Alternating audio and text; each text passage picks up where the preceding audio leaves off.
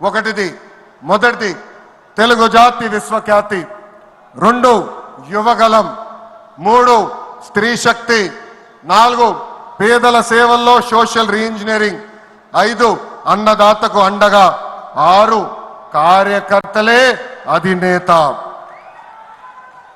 ఇవి మన 6 శాసనాలు. మొదటిది తెలుగు జాతి విశ్వఖ్యాతి. నేడు దేశంలోనే తెలుగుదేశం వల్ల తెలుగు వాళ్ళకు ప్రత్యేక గౌరవం గుర్తింపు వచ్చింది. ఆనాడు అన్నగారిని బర్తరఫ్ చేస్తే ఢిల్లీలో మెడలు వంచి తిరిగి ముఖ్యమంత్రి అయ్యారు అన్నగారు. అదే తెలుగు జాతి పౌరుషం. తెలుగు వారిని ప్రపంచంలో పెట్టింది మన చంద్రన్న.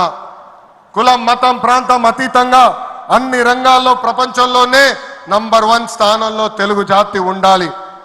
అన్ని రంగాల్లో మన తెలుగువారు ముందు ఉండాలి. ఇది ఎజెండాగా పెట్టుకుని మనందరం పని చేయాల్సిన అవసరం ఉంది. రెండోది యువగలం. తెలుగుదేశం పార్టీలో యువతకు పెద్ద పీట వేస్తున్నాం. వేదికమైన మీరు చూస్తే అర్థమవుతుంది. మొన్న జరిగిన ఎన్నికల్లో 164 శాసనసభ్యుల్లో 88 మంది మొదటిసారి గెలిచిన శాసనసభ్యులు ఉన్నారు.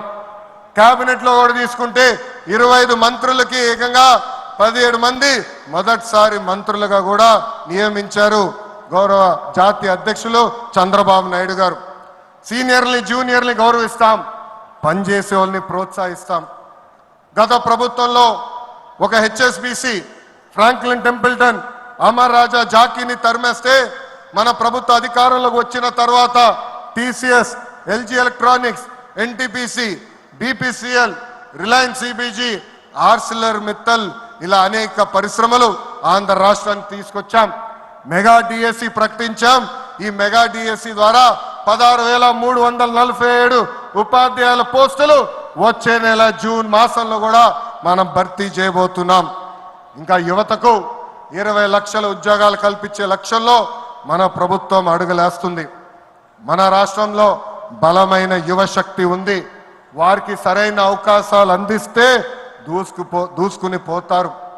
అన్ని రంగాల్లో వారికి ఉపాధి, ఉద్యోగ అవకాశాలు కల్పించడమే మన లక్ష్యంగా పెట్టుకుంటున్నాం.